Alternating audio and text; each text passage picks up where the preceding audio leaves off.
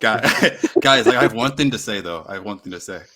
If you were 38 years old and you thought that, tweeting in your diary was the best approach as a 38-year-old grown man, would you do it? Would you tweet, maybe it's me? Absolutely. You would? But I would have been more passive aggressive. All right, Rob, what would you say?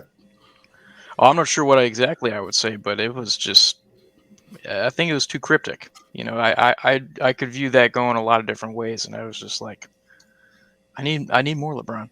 Rob brings up a good point. Like, LeBron usually does he'll have his initial thing, and then he'll throw year 19 still have a hell right, hashtag just a kid from Akron, hashtag you know how we do in the James household, hashtag all glory to God. I don't know what else he puts in there. I was expecting a lot more substance from him instead of this high school girl just got somewhat broken up with on a guy he was talking to, sob session. Yeah, I don't know. He needed the fingernails emoji right next to it too. That would have been maybe perfect. It's me. Just crying emoji.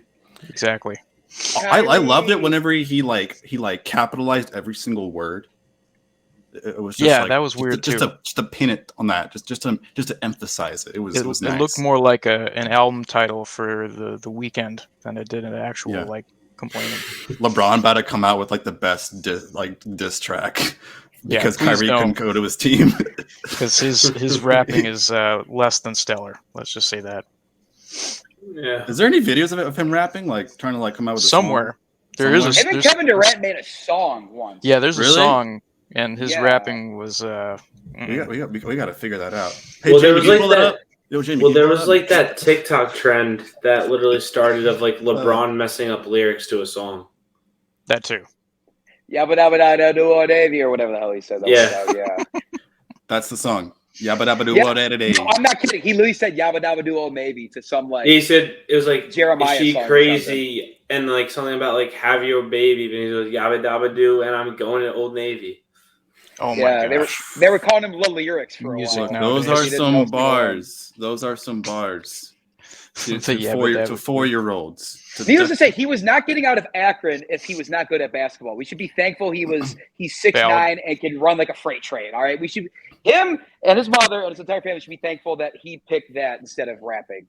I love you, Bron, but absolutely we got to consider that. I really want Bronny James to be a bust, though. I really want him to be a bust, just to Bronny James, I think, is going to be a solid 6th or 7th man off the bench for an NBA team.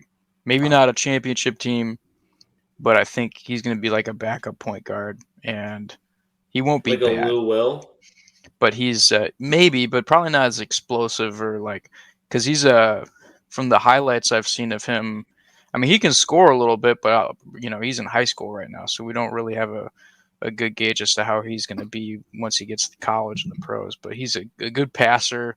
He can hit from outside, but he just doesn't seem that impressive to me. I think he'll make it to the NBA, but it's not going to be all that impressive. But speaking of college, he's down to 3 options still. USC, where he's not going to go. Oregon, where he's not going to go, and Ohio State, where he should definitely go, in my unbiased opinion. Absolutely, yes. I could see Oregon. I could definitely see that coming from you, from who's from Cleveland. No, I don't know what you're talking about. Oh my God! Is that Johnny Manziel? Money, baby, what you talking about? It's the greatest quarterback we've had in 20 years. What about Baker Mayfield? Yeah, I've met the playoffs. Actually, Baker Mayfield. He's a great guy. Don't get me wrong. He's gritty. He plays the drums pregame and stuff. Really gets the white moms in the crowd really going. And then he goes out there and overthrows a 6'4" wide receiver by about 20 feet. So it's whatever, man. I like how he led off with he's a great guy.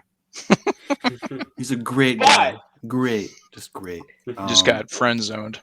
That's such a Cleveland thing, though. Is every time we have a player, no matter what sport it is, that just absolutely sucks, there's so many people that are oh, but he's good. He gives back to the community. I don't care, Barbara. If he can't throw a football, get him Barbara. Off the team. Jesus Christ. You said Barbara. That's going.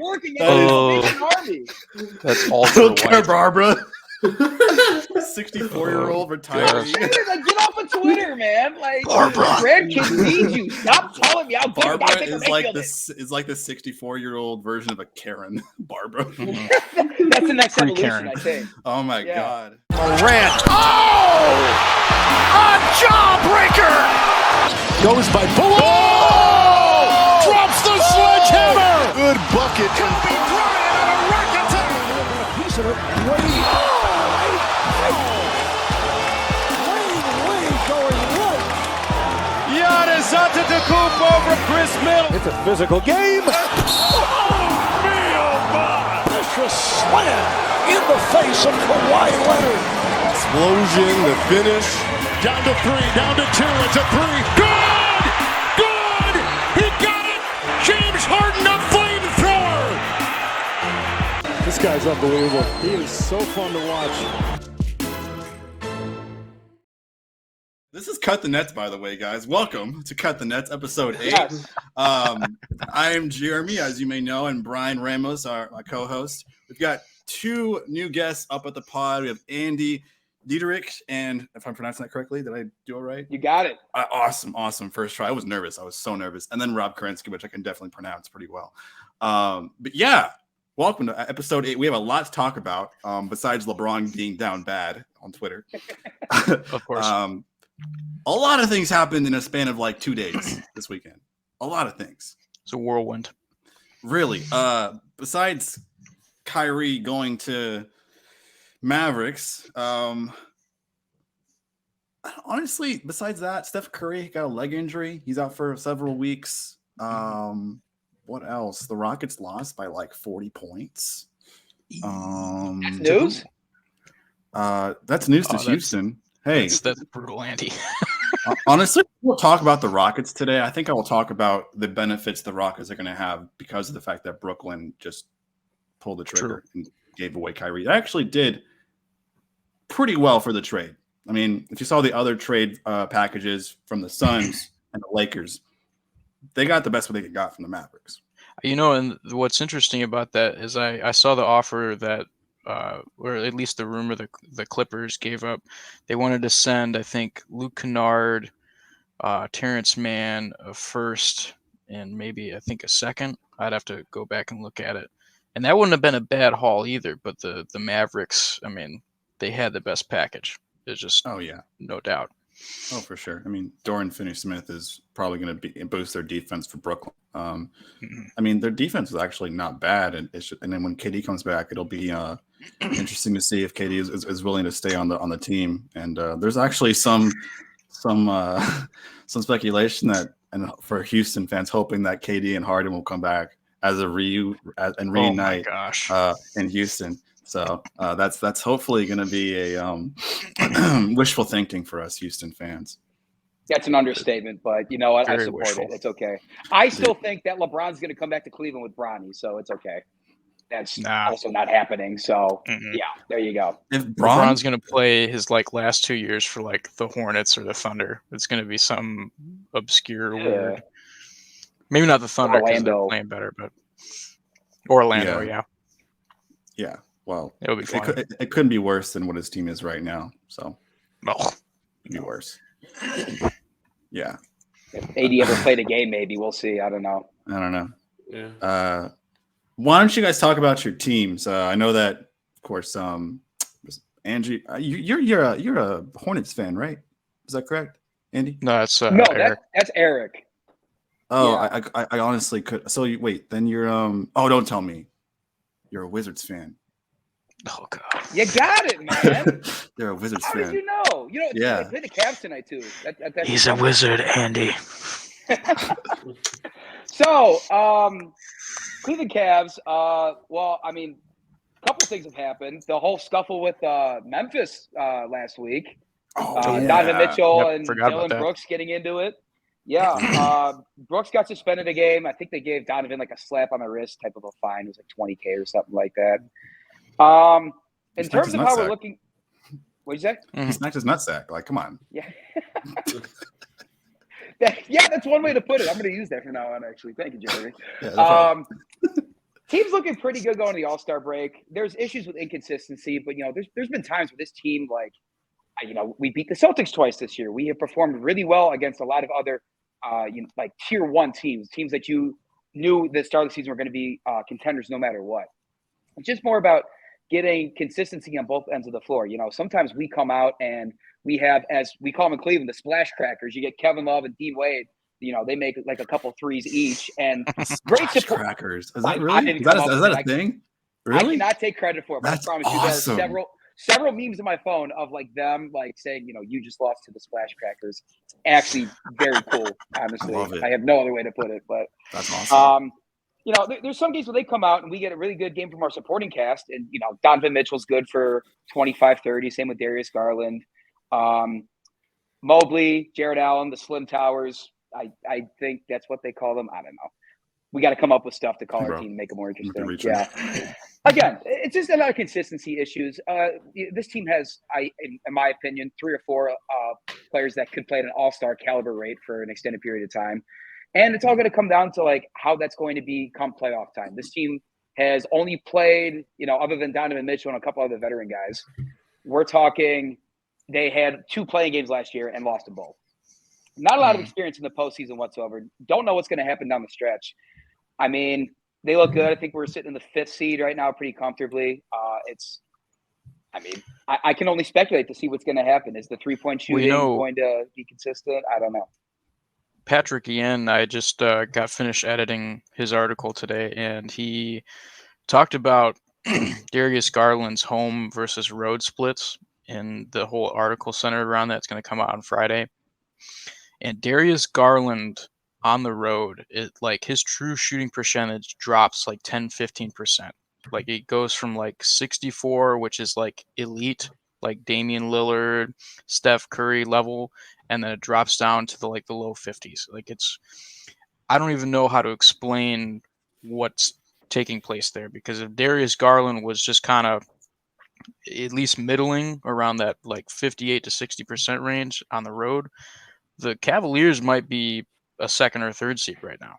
I mean, that's pretty drastic drop in production in terms of those home road splits. So I hope he can kind of pick it up, because I'm excited about the way the Cavaliers play and the guys that they got on that roster. But they got to pick it up on the road, because I think they're 22-8 at home, and then they were 10-16 on the road. I mean, you can't, especially in some of the raucous playoff crowds that they have, they got to go into like Boston, looking at the Eastern Conference. That's going to be rough. So they got to kind of put that together. Yeah, no, going anywhere in the East or one of those like top tier teams, like, going into their house, Philly, you mentioned Philly, Boston, like anything like that. Yeah, I don't know if the solution. How long can you have a team get away with? Oh, they're experienced. They just need a little more time under their belts down the stretch. How long can you like give them that benefit until it's like, no, you're supposed to be, at superstar, at contending level? Granted, right. Darius Garland, what is he, 24, right? All the time in the world. I understand. Yeah. Most of our core is all 25 and younger.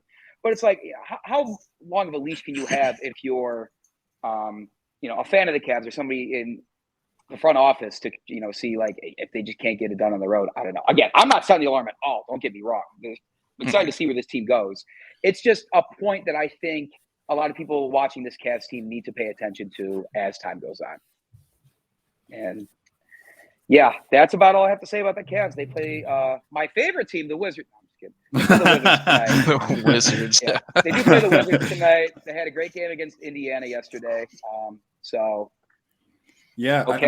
Hashtag let them know. I think what you're saying about like their window and their experience and capabilities for the playoffs. I think this is technically their first year. I mean, they made the play-in tournament last season, right? But they were pretty much an inexperienced team. I mean, they had Kevin Love, who probably had contributed the most, along with Evan Mobley, right? And Darius Garland was just coming into his own. Now they have Mitchell. Now they have more players that are more experienced. You got Darius Garland, you got Allen and Mobley, on the 4 and 5, and then you've got contributions from Dean Wade and Kevin Love. I mean, and Kevin Love is really embracing his bench role. So yeah, I gotta say, maybe like their window is Though, I don't know who put that rumor out earlier, but Kevin Love is on the trade block potentially. Yeah. Yeah, I saw that. So because he got taken out of the rotation, but Yeah. Plus, they got Karis LeVert off the bench too. Karis LeVert's really good.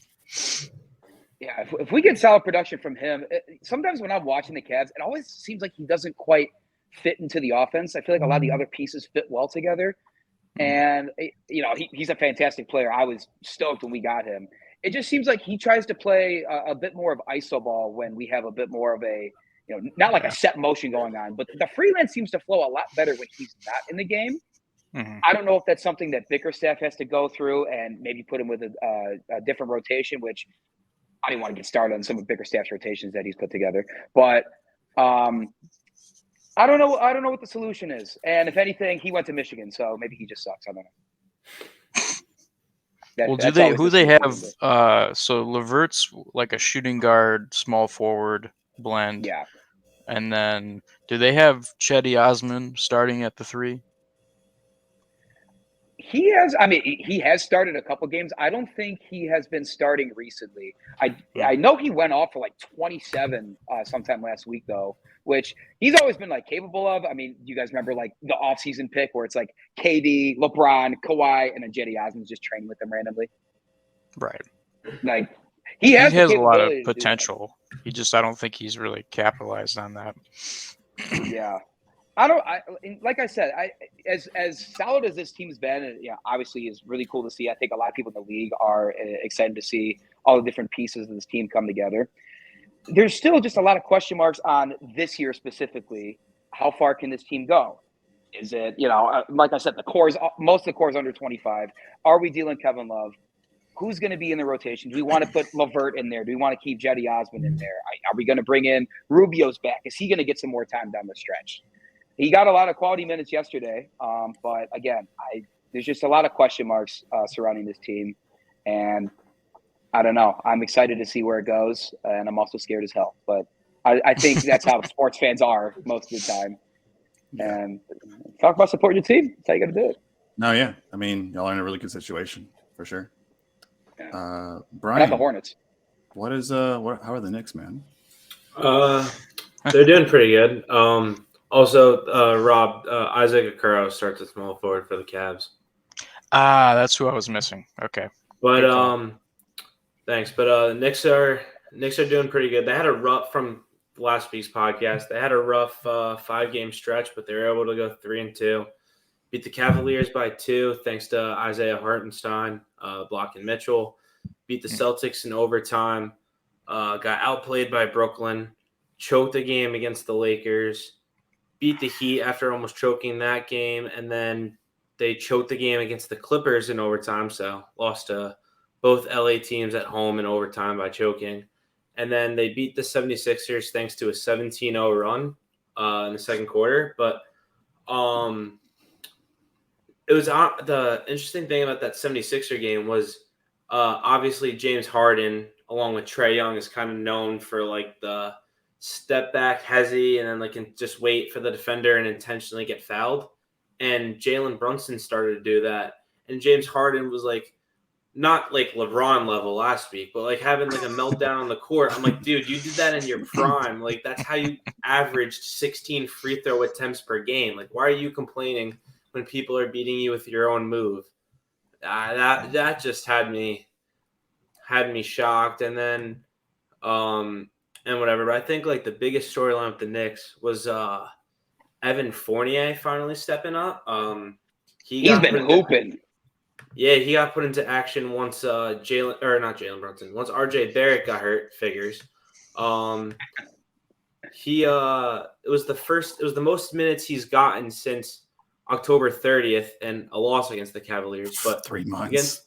Against the 76ers, he had after that Barrett injury, he played 24 minutes, went 6-11 for the field, 5 for 8 from 3, so 62.5% from 3.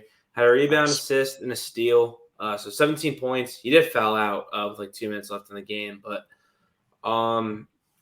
if he can step up, I don't know if it's going to be a one-time thing like he said in his interview where he said it would be a one-time thing, but I think he's earned a chance to be a key bench unit player, especially when Quentin Grimes hasn't played well. Deuce McBride played well against 76ers. He's been playing well lately, but he's had a rough stretch of a week.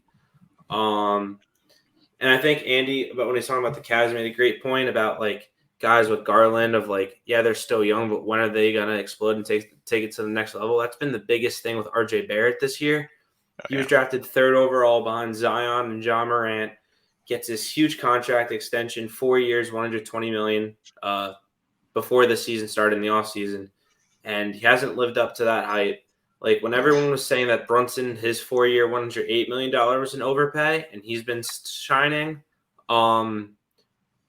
Barrett's been the question mark. I mean, the Knicks like fake big three that people have been saying, all three of Randall, Brunson, aka R&B, and then Barrett.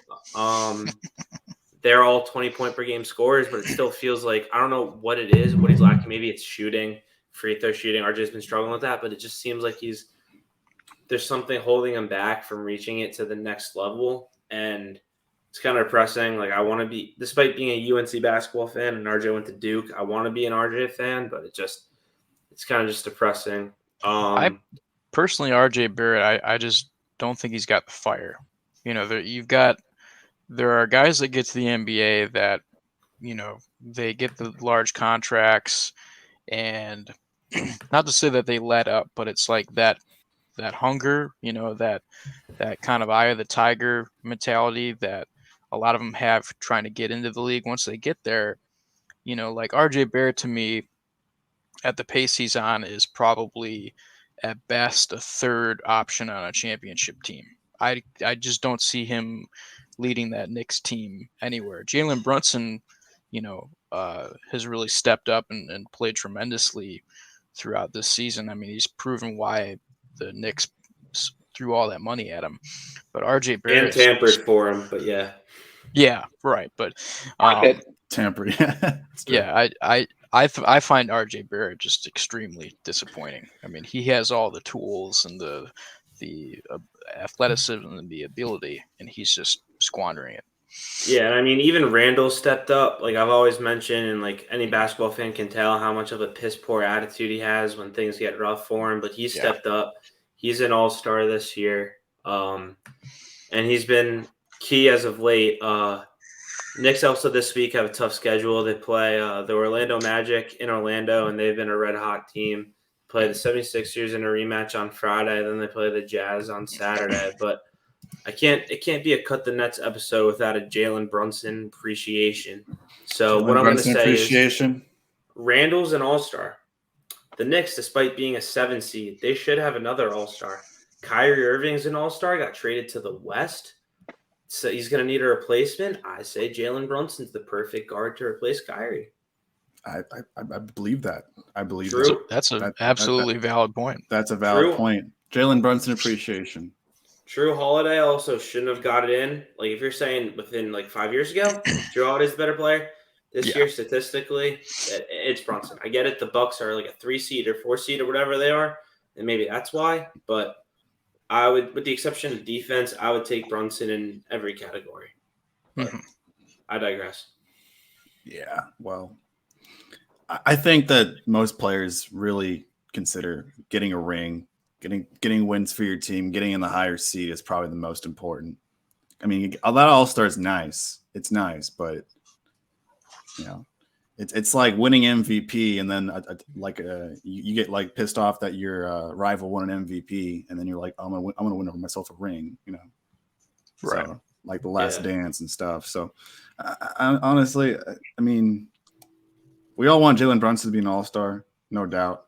There is room for that, but then there's also a pedigree like James Harden, who's averaging a double-double this season, and is probably having his best season since he was on the Rockets, which was 3 seasons ago. So, you know, and he doesn't play obviously as back in whenever he played on the Rockets. He's not like the all-time scorer. He's mostly a pass first kind of guy, but he's pretty much what's getting Philly, as a top 3 seed.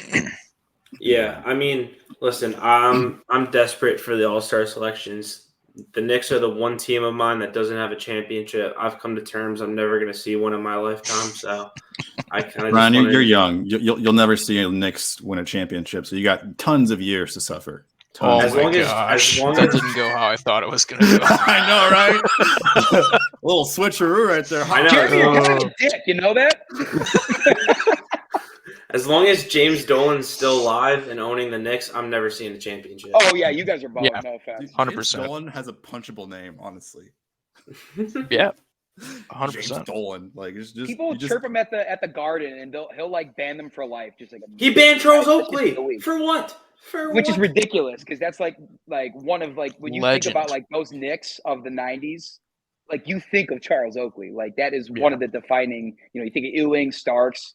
Oh, like I just can't. big believe three. That just made no sense. Yeah. Mhm. Speaking of that- nicknames, it's what that unbelievable. episode last week with like that TikTok of like the kids camp, and it was like when you see Mello, do you think of LaMelo or Carmelo? Oh, that little was kid terrible. said LaMelo. Oh, I'm like, dude, you yeah. guys just don't know ball. Get educated. They're like 10 years old. We talked about this in previous episodes, Brian. They're 10 years old. Okay, you think they're gonna know Carmelo Anthony, Nuggets, The guy that and kinged the Knicks three legend? to the dome, yes. The guy that kinged the Yeah, three to the yeah. dome, yes.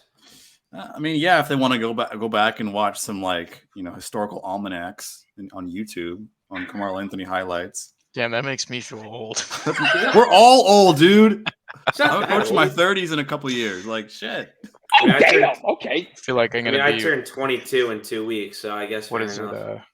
Damn, What's we're the on the famous? Is it Kent Burns who does the documentaries? I just feel like we're about to go on a Kent Burns documentary, and he's just explaining the history of basketball. Well, back in the '90s, it's like Which was like back in my day, which was like the 90s. People think the 90s not are old my now. Mellow. You know, Well, Brian and I, it sounds like if he's about to turn 22, Brian and I were not alive in the 90s. I was born in 2000.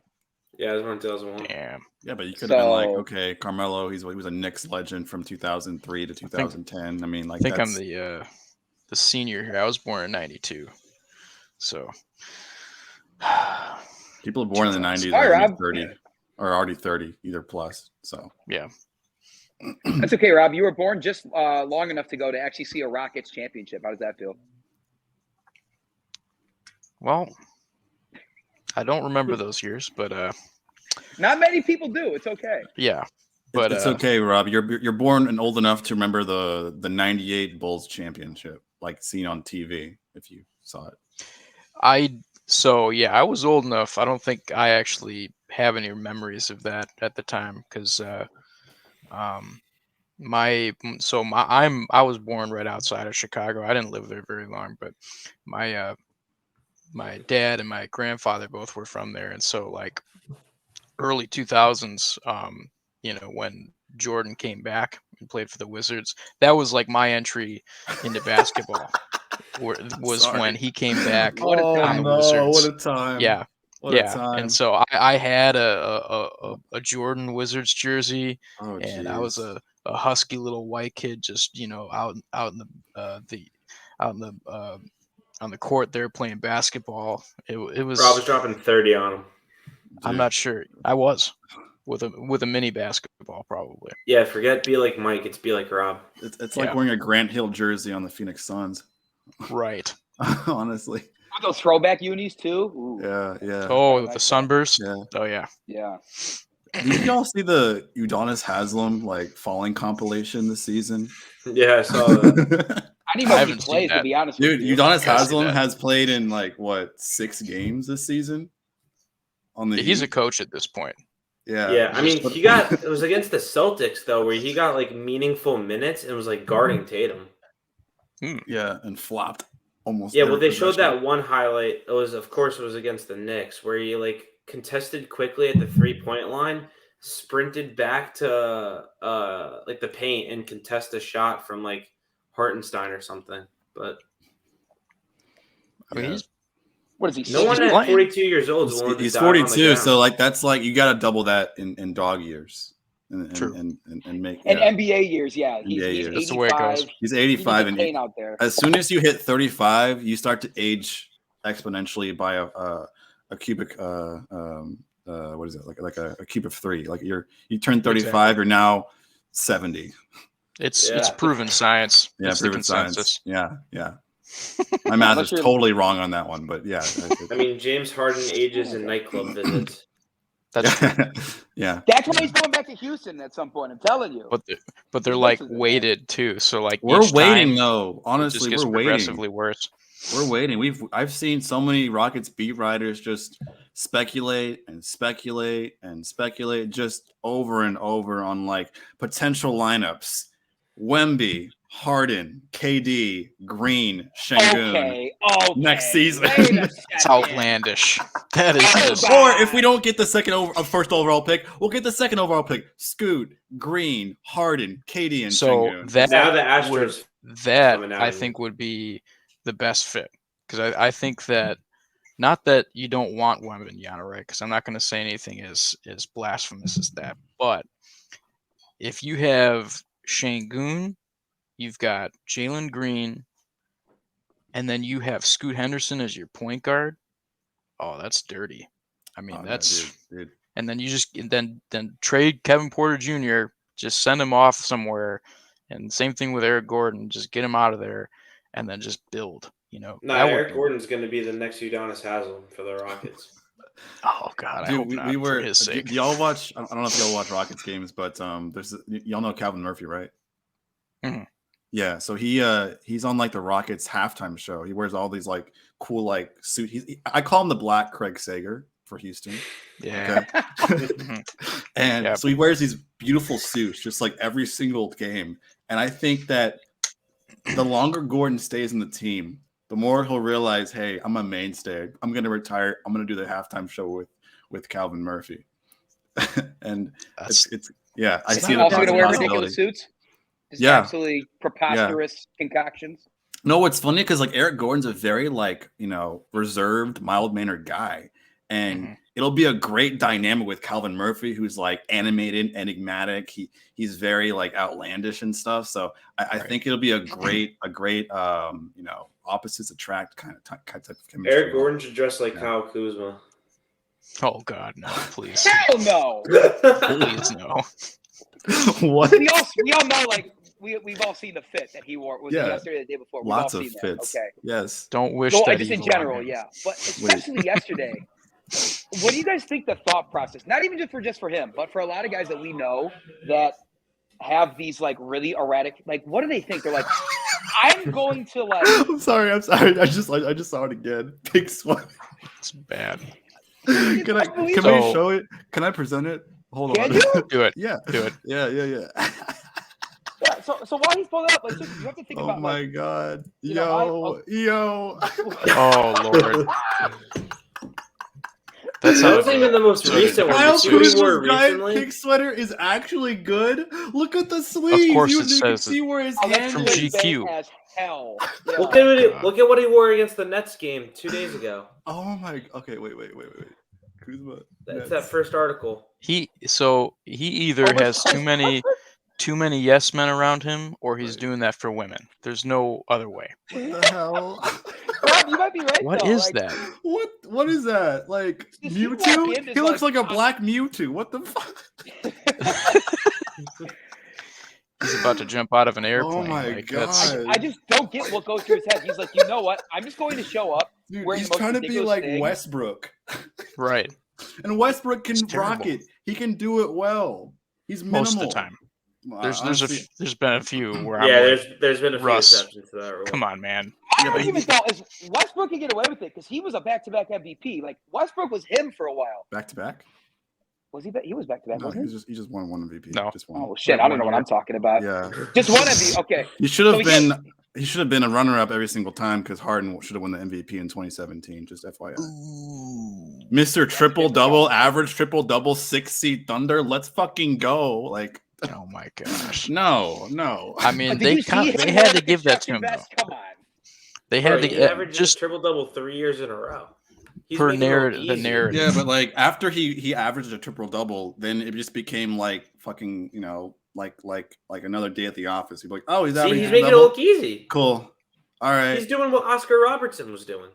Yeah, but Right. everyone worshipped Oscar Robinson, and then they only worshipped Westbrook on his MVP season, and then the next season he's just like, oh, another triple-double average. Yeah, Great. it was right Oh, back to another. Westbrook after they all started calling Westbrook right after that. Yeah, Westbrook. Kinda right. Westbrook. Yeah. They all gave him that meme of the guy shooting at the freaking backboard. How the mighty have fallen.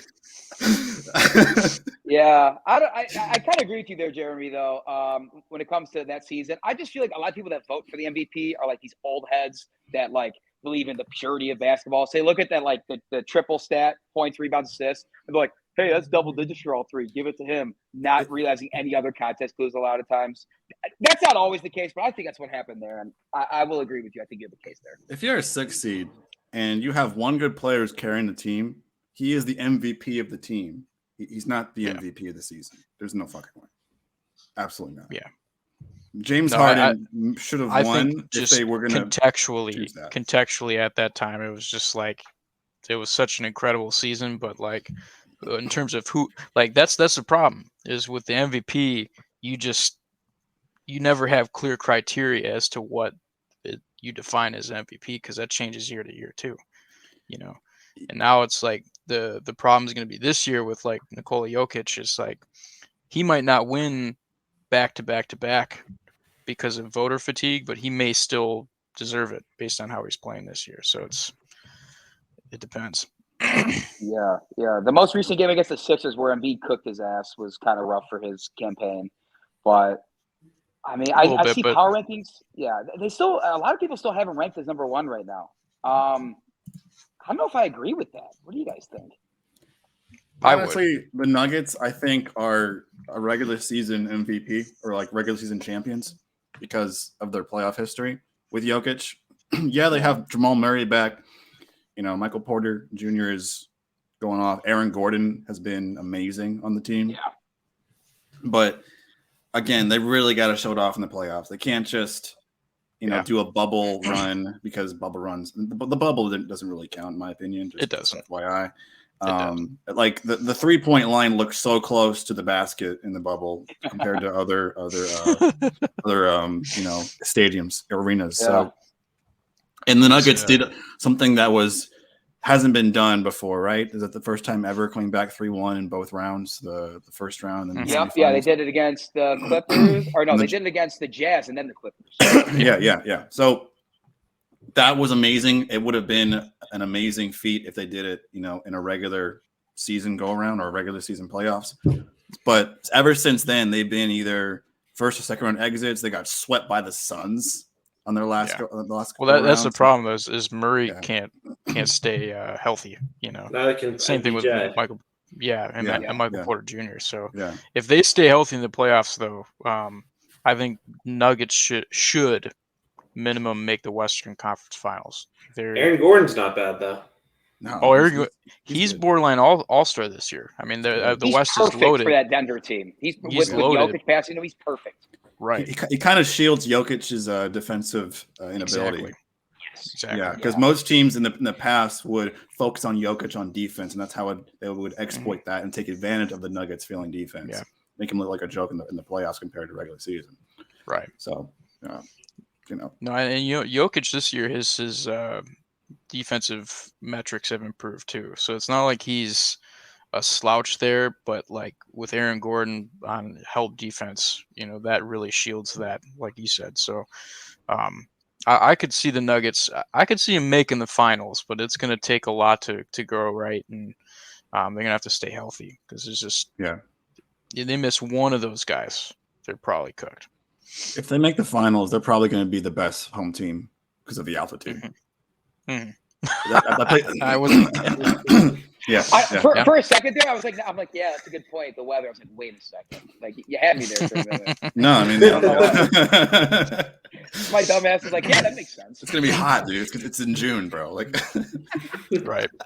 You're not ready for that, it's man. gonna be blazing hot, dude. Like, no way. I'm excited to see where that Nuggets teams go, and they've been right there so many times.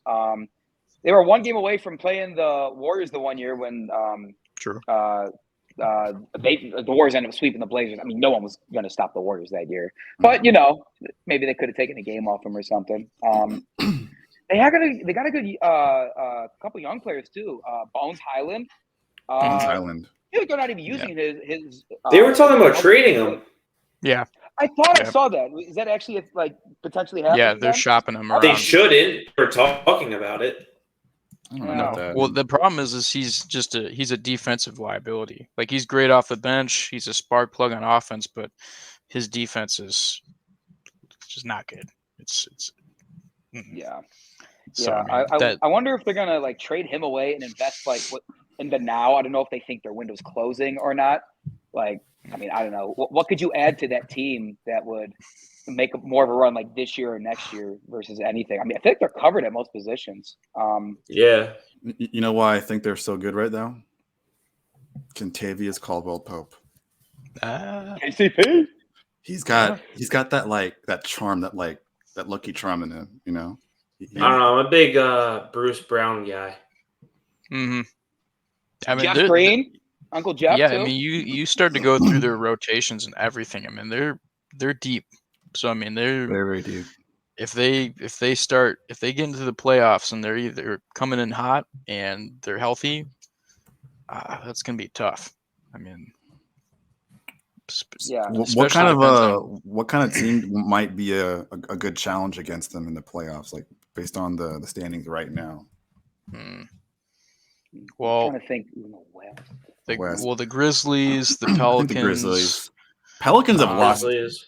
so many games lately, though. Pelicans. I think they're gonna. Well, what I think is gonna happen with the Pelicans, falling. right?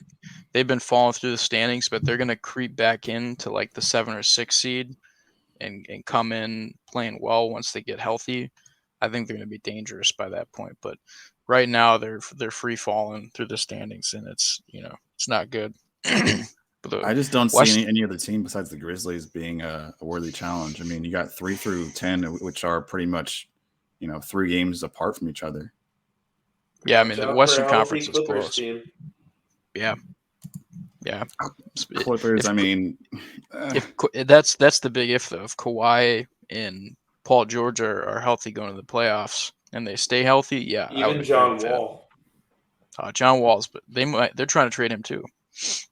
Well, the Clippers are usually pretty good against the Nuggets. I know the last time they played, though, then the Nuggets beat by like 35 or something like that. It was just like a hideous looking game for the Clippers. Yeah, I think PG only remember played that. a couple minutes. Yeah, well, because that was the game where the Bones Highland meme came out, where like he like dunked it and like looked at the camera or whatever. I think that was against the Clippers. Yeah, that's my memory of basketball. Is just the memes, clearly. Splash crackers, Bones Highland looking at the camera. That's all my now. You guys exposed me. I don't know ball. No, yeah, I'm looking through like their. I mean, actually, the Nuggets lost by 30 against the Timberwolves yesterday, but that's because they set out like Murray and Jokic. So that's a dark horse team right there. I don't think they're gonna do much, but I think I was watching a breakdown recently of,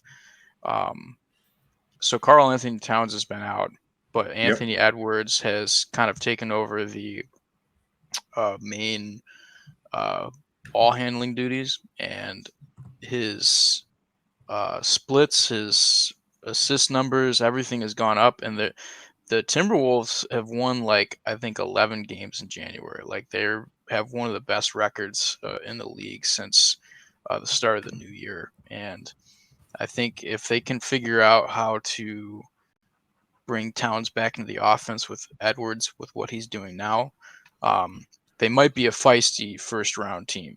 Well, also Naz Reid has been stepping up for the Timberwolves. I remember there was that one game February 1st against the Warriors where he like for some reason went nuclear and dropped like 24 points, 13 rebounds, a block, 4 assists, and a steal.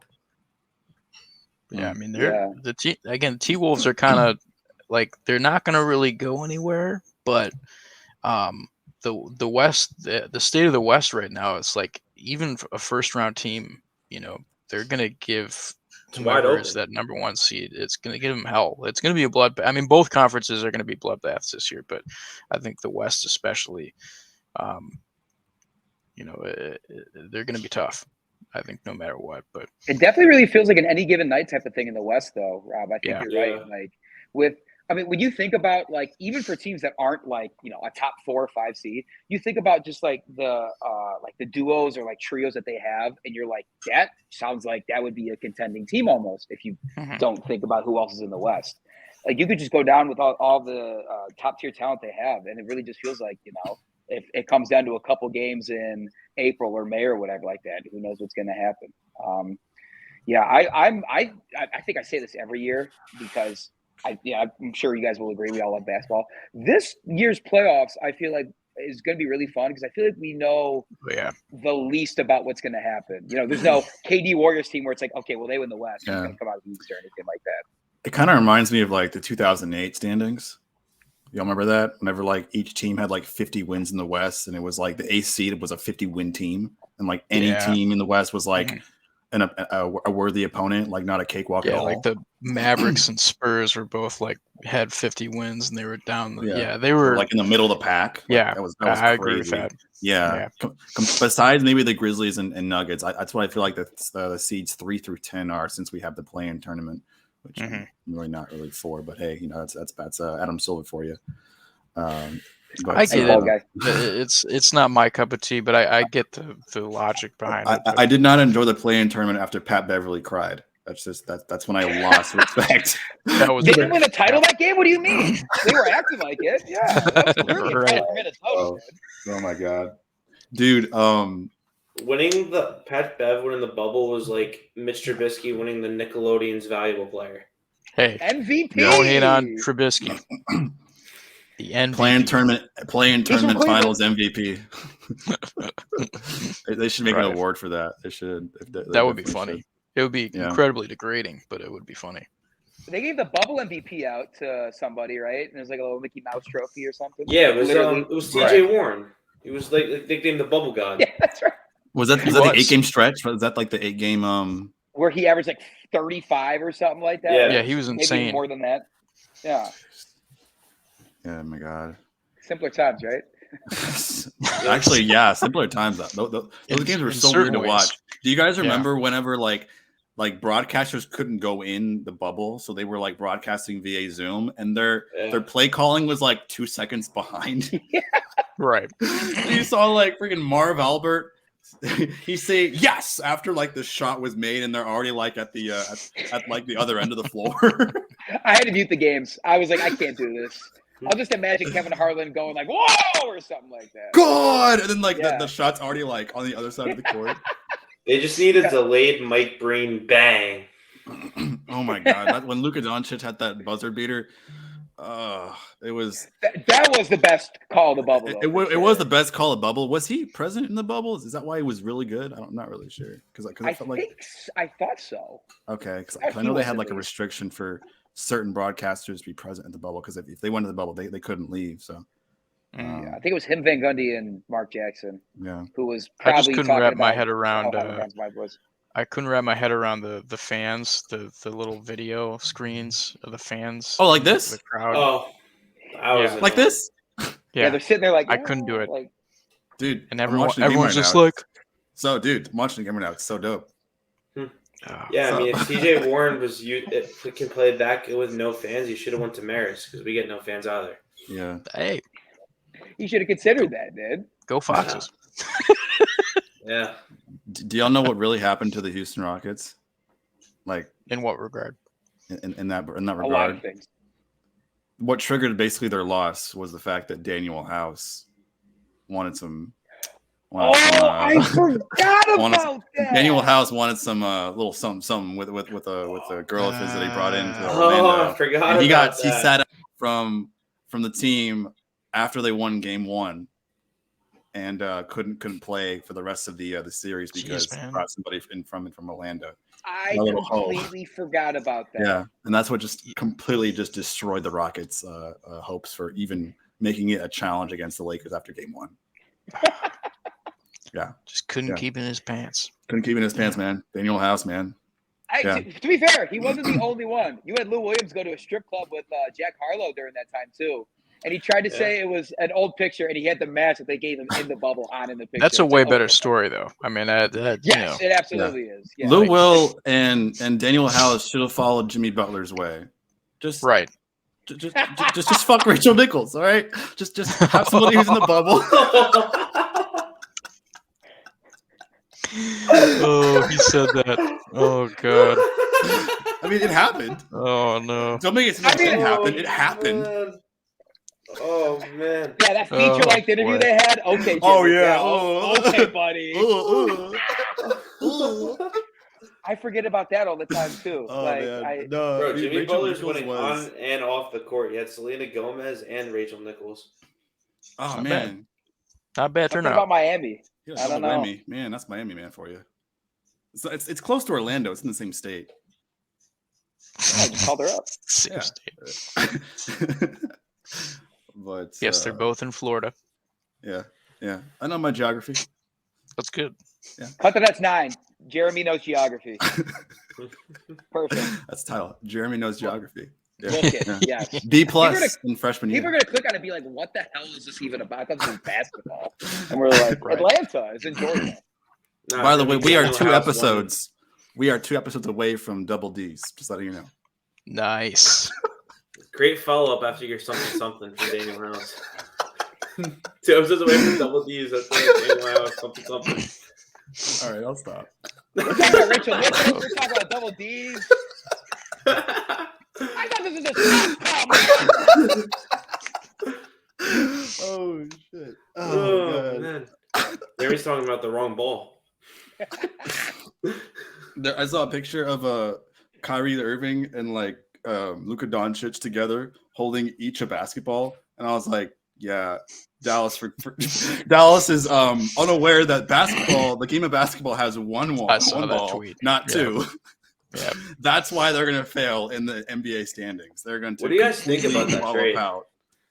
So I want to hear everyone's qualms, and then I want to play devil's advocate on this because All right, I think this could be interesting. Go ahead. I'll start. I mean, I think there's a lot of interesting storylines. I'll start with that first. Obviously, there's Kyrie gets out of Brooklyn. Kind of weird timing considering how well Brooklyn's been kind of doing, especially when Absolutely. Kevin Durant is healthy. That's why.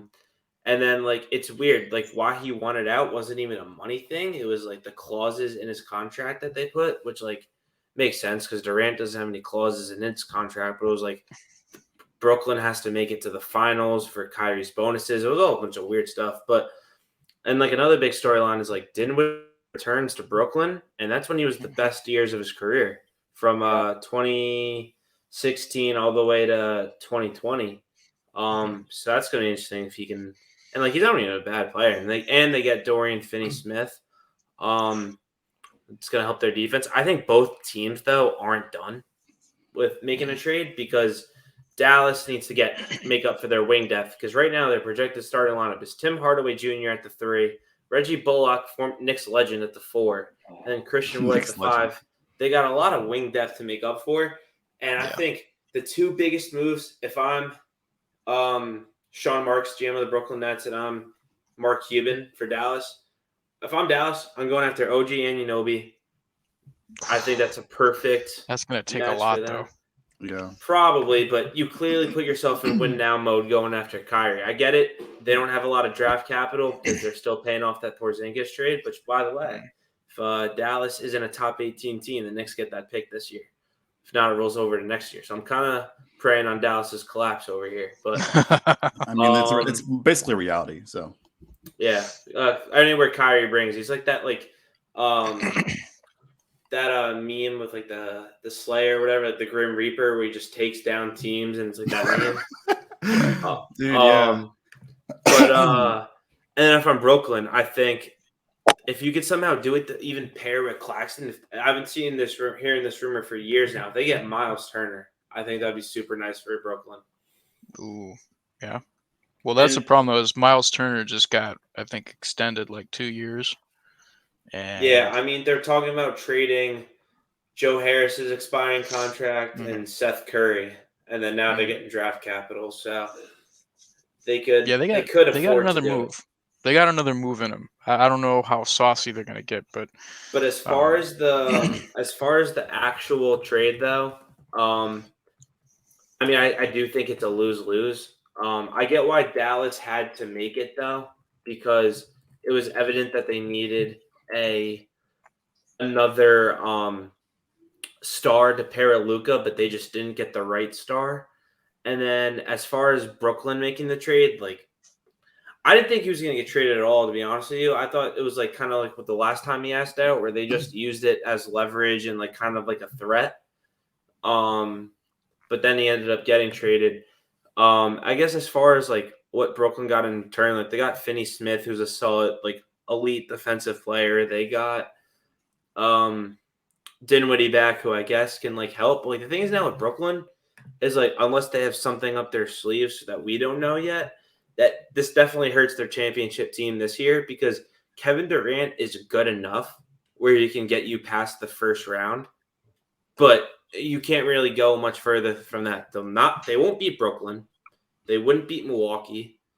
They wouldn't beat Cleveland. Like there's not many teams that a Durant-led team with no like backup superstar can really beat. I mean, one team or one trade, like as far as the other trades, like I don't think the Westbrook trade was good for the Nets. I don't think what was the other team that they were talking about? Phoenix? The Suns. Yeah. The Suns. I don't Yeah. know if that would have been a good one. But honestly, one that I thought would have been good was the Heat. They were talking about Kyle Lowry, Caleb Martin, and then I think like Max Strus, and then draft picks. I think that could have been interesting. But I also don't know if Butler and Kyrie could have coexisted either. So Kyrie's just Yeah, a I don't think nutcase. so. He drags Kyrie people is down. he's a bitch. The only I thing saw that Kyrie TikTok can, yesterday. I was like improvised, by the way. the only Kyrie's a team bitch. Kyrie can play for is the Shanghai Sharks and be a star. Yeah, he can play Get ready to learn one-on-five. Chinese, buddy. Yeah, I don't know Or, about that. I think it goes against his religion, honestly. Oh yeah, true. That was the one thing I was Whatever going to it say is. is Luka going to put up with Kyrie like burning sage in the locker room and stuff like that, or is he going to look at it and be like, "What the fuck are you doing, dude? Like what are we doing here?"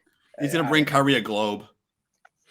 Oh, He's going to hit that. Get that away from me, man! What are you doing? He's gonna show where Texas is at on a globe, not on a He's like, on a flat here map. you go. On a globe, Right Here here. you go. And Turn he's it like, around once, Kyrie's then gonna be it's like, there "Yo, again." what's that?" He goes, "That's our world." He goes, "No, Oh gosh. no." Oh gosh. Say that for next week. That's the geography lesson next week. What are you doing? Oh, here? that's right. True. Pocket That's that right. one.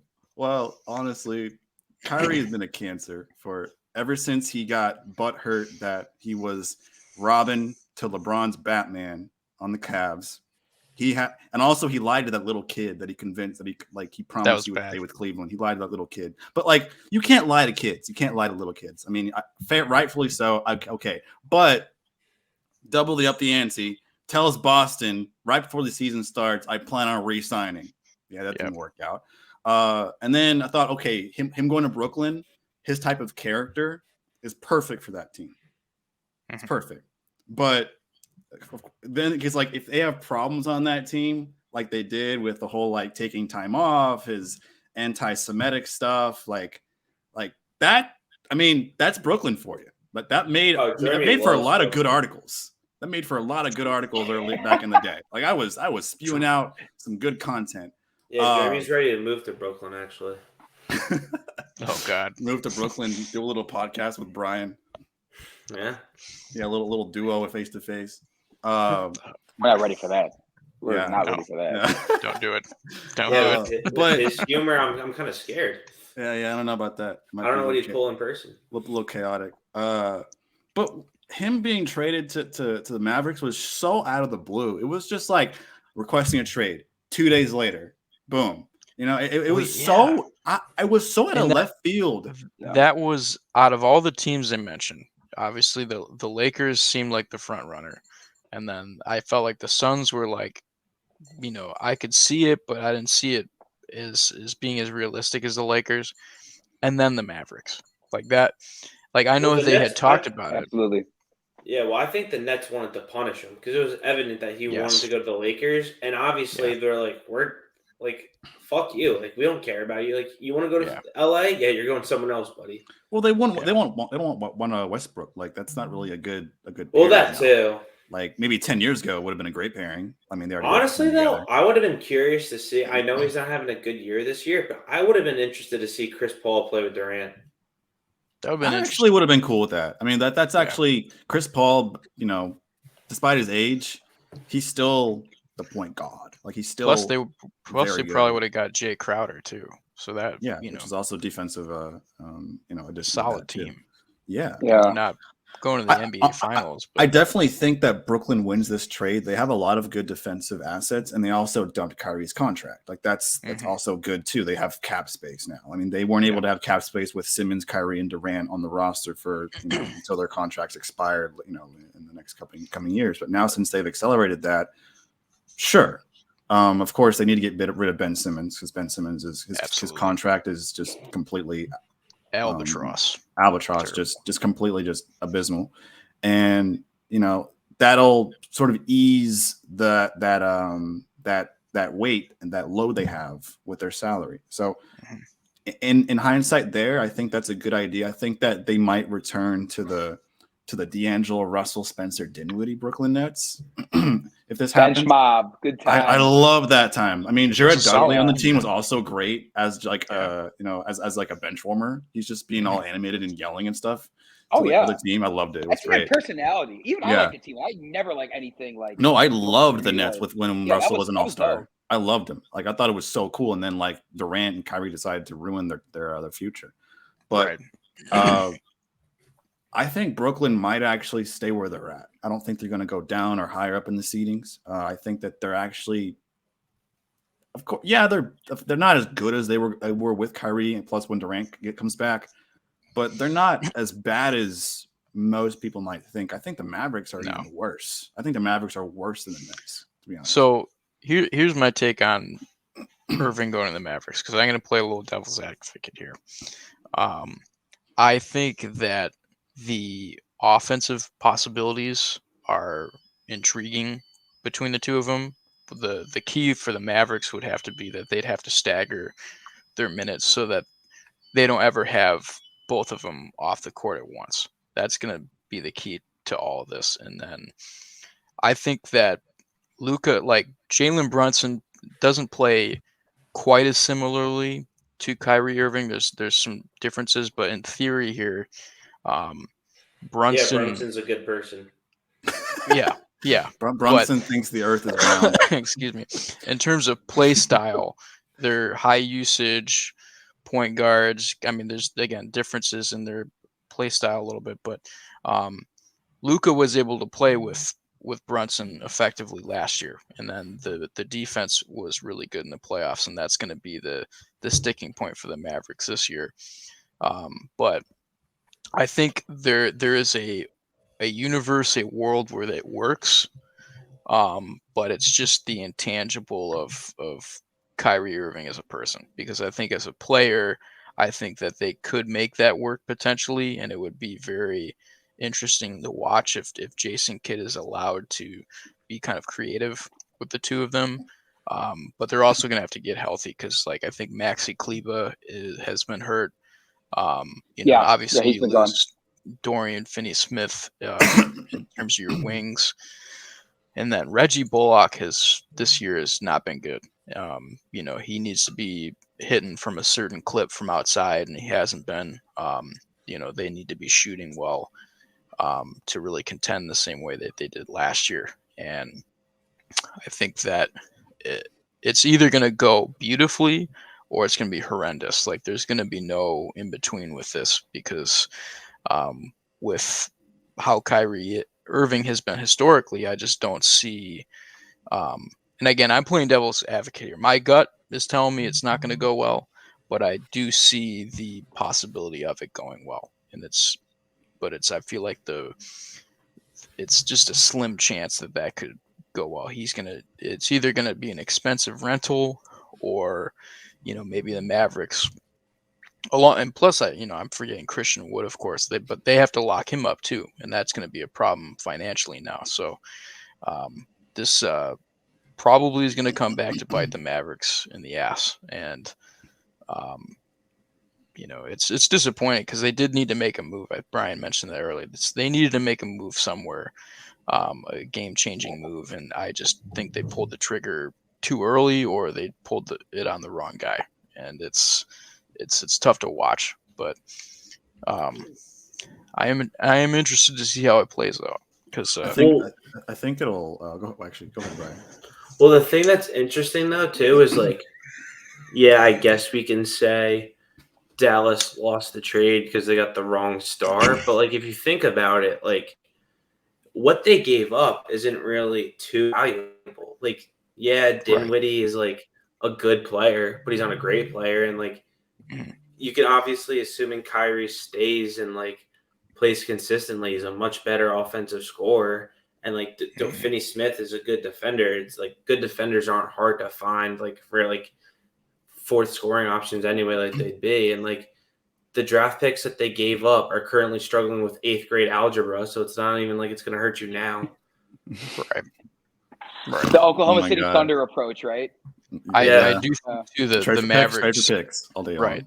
The Mavericks need to get more playing time to Josh Green and to Jaden Hardy and let them kind of. I think this trade allows it to happen too. Yeah. I think so too. Yeah. I think they get more minutes off the bench. So yeah, I think that's a good idea too. I want to see that for them because I think they've been criminally like underutilized, especially Jaden Hardy. Like I think especially Jaden Hardy. Yeah. He's not getting enough playing time, and I think if you get him out there and kind of let him, struggle a little bit conservatively while still trying to contend, he's going to be a piece that they have for the future that I think is going to be valuable. And you got to get him out there though. I know you're trying to win, but you can do that simultaneously. I have a theory though, with Kyrie on the team. And them only getting basically a 3-month rental, given their current situation, the standings, and I don't see them finals bound at all. I think I see them as at best a second round exit. Yeah, what's that going to be on Luka? How's that going to impact his chemistry with the team? Because he wants a championship. They got to the Western Conference Finals last season. He wants to go farther than that. And if he just keeps on staying with the Mavericks and kind of like Dirk and just enduring through grueling season after season, first round exit, second round exit, how is that going to feel about Luka? I mean, now a lot of star players aren't going to stay with their main team much longer than before, like in the past. So, how's that going to affect Luka emotionally and physically? I personally don't see him pulling a Nowitzki there and staying that long. I don't think he's got it in him. I think he's too competitive, and that's no slight against Dirk because, I commend him for obviously what he's done for that organization. But I think Luka, he's a fiery young guy, and I think he understands contextually his legacy and what his career is already shaping up to, and I think he's going to be chasing rings and. I do hope the Mavericks can find a way to keep him there so that they can compete, but they're just not doing what they need to do to surround him with the right guys. It's frustrating. Yeah, Jeremy, you bring up a really good point, and Rob, you kind of touched on this already. For Mark Cuban running this team, my first takeaway from this is one of the most like ambitious and like biggest risks he's ever taken with him being in the owner, whoever, I don't know if it's him pulling the strings, the executive, to be honest with you. But my takeaway is like, you talk about Luka's chemistry team. What does Mark Cuban know, or what does he speculate Luka is kind of thinking right now? Because you go back to, we talk about Dirk again. What happened in Dirk's the first couple years they started contend. They make the finals in 2006, and they blow a 2-0 lead to Dwayne Wade and Shaq and the Heat, and they lose there. They lose in the first round as a 1 seed to the Baron Davis Warriors the year after. They eventually make their way to a title, but that's really all they ever get. Does Mark Cuban kind of see this as like, he's not going to be that Dirk type? Maybe the window is closing. If we don't win now, we're losing out on the best player we're going to get through his organization in the next 5, 6, 7 years or whatever like that. What does he know? Why is this sense of urgency there all of a sudden? Because somebody else mentioned this before. The Mavericks were sure they were making offers to the Nets. I never thought that Kyrie was going to go to Dallas. So I actually wrote about that. Pull the strings for that. Yeah, I actually wrote a season preview when we had our season previews. Rob and Brian, I was covering the Pelicans and the Mavericks. I initially thought the Pelicans would be a 6th seed, and I think it's kind of shaping up that way. And I said the Mavericks need another star. But in order to get another star, I was like, Kyrie is kind of causing some tension within the Nets front office. I think they should get Kyrie, but they have to find a way to keep Dinwiddie. Have to find a way. Make Dinwiddie the sixth man, because I don't think Dinwiddie is a good shooting guard. I wrote that, and I also said give more minutes to Jaden Hardy, and Christian Wood's also a nice addition along with JaVale McGee on the bench. But they kind of did it, but they didn't really go all the way. They weren't really able to keep the assets that I would hopefully had intended when I was writing the season preview. And so the thing you talk about with Mark Cuban trying to just do win now mode and trying to accelerate their possibility to win their finals ring, it's mainly due to the culture of the NBA right now. How players don't think of their first teams as a franchise team that they'll stay with their whole career, like Kobe Bryant or Dirk Nowitzki or Hakeem Olajuwon or Magic Johnson or LeBron for the first 7-8 years. And I think LeBron's trajectory to go to the Miami Heat changed the culture for the NBA and along with the Celtics big three in 2008. But you can kind of see in Cuban's nervousness and his anxiety that he needs to keep Luka, find a way to keep Luka, and I think that's what he's doing. But that's why he pulled that trigger, right? Yeah. I don't think he's doing it correctly though. I don't think that. I think he really needs to. A solid NBA team that wins a ring is about their bench. Yeah, their bench. They just got rid of one of the exactly something they had to their depth. Their bench and their role players. Because who are those role players that are willing to hit the three at the buzzer or to tie the game when their star players are tired or hurt or being double teamed, or the main focus for the defense and the opposing team? You got the Reggie Bullock. You got Knicks legend. Or Tim Hardaway Jr., other two-time Knick legend. True. That's right. Yeah. You got to have the Robert Horrys of the world, right? Or the Ron Artests of the world. So that's Knick legend. Oh yeah, that's true. Metta World Peace. A Metta World Peace. Yeah. So I just don't think that. I think the social media and the current culture, the current landscape of the NBA is causing Cuban to make these decisions drastically and impulsively. So I think he may as well wasted Luka's career on the Mavericks by doing this. I see in the future. I really do. The motivation behind his decision makes sense. Like, Jeremy, you bring it up like, okay, win now, got to keep Luka. It makes sense.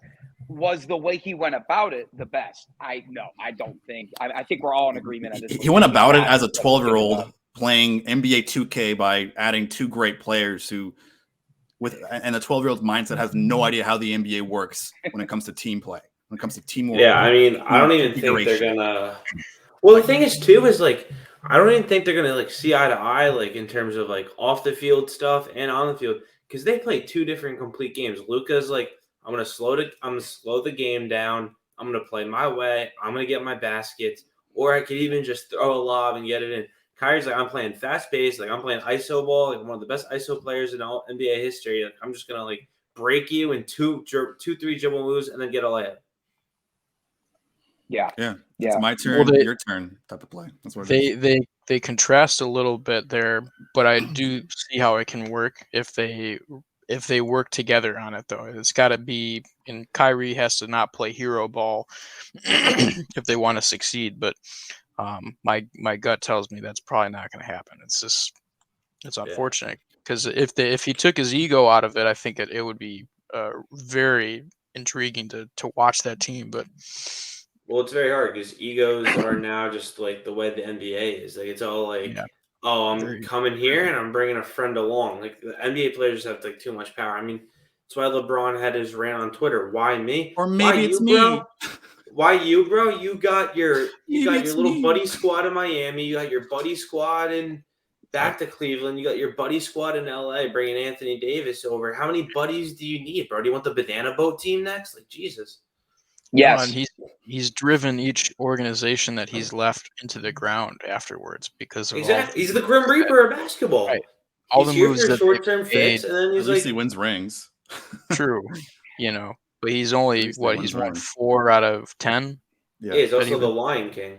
I will say 2016 finals are the best finals I've ever seen in my live years. Probably. Yes. Not competitively, yeah. Not rooting for any teams at all. I think that was the best finals I've ever seen. So the freaking interview when like a reporter asked LeBron, "Hey, I think Clay said you may have got his feelings hurt." Starts laughing like oh my god, just storybook. Personally, Y'all gonna make me cry in right now. terms of finals that I enjoyed 2011 the most, though, when the Mavericks. That's the most beat the Heat. forgettable finals. That's like the most forgettable finals of all of NBA. Like, But it really is. it was great. It's forgettable, great. but it was fantastic. Especially LeBron and Dwayne Wade and Chris Bosh, they're all doing the fake cough, and then Dirk just comes out and cooks him. It's just like, yeah. But they only talk about how bad LeBron was in the finals. They don't talk about the Mavericks' success. I don't. Right. Because Jason JJ Terry Barea locked him up. And Jason Terry did bowl out, yeah. He did. Him and Dirk, but Tyson Chandler. All right. I think that concludes our podcast time, a little over an hour. So that was fun. Had a good time. That was fun, gentlemen. It was good. I'll have one more thing for you guys. Are you ready? Sure. Go ahead. How many points do you think I'm scoring in my rec basketball game tonight? How fired you up you are? At least 25. Can I see your height? Can you stand up for a second? I'm wearing a ground fit. This is gonna be embarrassing, but I'm 5'9", so okay. A short king. 30. Okay. 15. He's gonna knock down a couple threes. Yeah, he's gonna cut through. I see him 5 threes. Yeah. I mean, that's how how do you think I made the high school team? Was it, my tenacity, my height? No, it was because I was short, white, and I could stand out 30 feet and make shots still. Hey. I know my role. Yo, are you like is your pregame ritual LeBron with the chalk? Yeah, I get the chalk toss going. I put I hear his 2016 speech after he won. Like, Cleveland, this is for you. And I'm ready to run through a brick wall. I immediately go out there. Way. Yeah. Throw a terrible turnover. I'm like, okay, all right, back to reality. Let's get back to it. Yeah. No, you cry like Pat Beverly. That's your anthem right there. I can't wait till we come in like second place this year, and I'm throwing my jersey off, and like the moms that walk the track around the gym. Oh my god! And I'm like, for you, baby, and it'll be a great time. But yes, I'm scoring double digits at least. All of the Barbaras will be chanting. Oh yeah, the Barbaras. All the Barbaras out there. Andy's the Jordan Poole of attracting Barbaras. You're gonna attract all the gilfs out there, dude. Yeah, Jordan Poole's when the baddies sit courtside. When the grandmas are in town, you better be careful guarding me, bro. That's all I'm saying. All right, well, that's it for that's it for Cut the Nuts episode 8. My co-host Brian and me, Jeremy, Andy, and Rob. Thanks for joining us. Find us on YouTube, and thanks for watching. See you guys next week.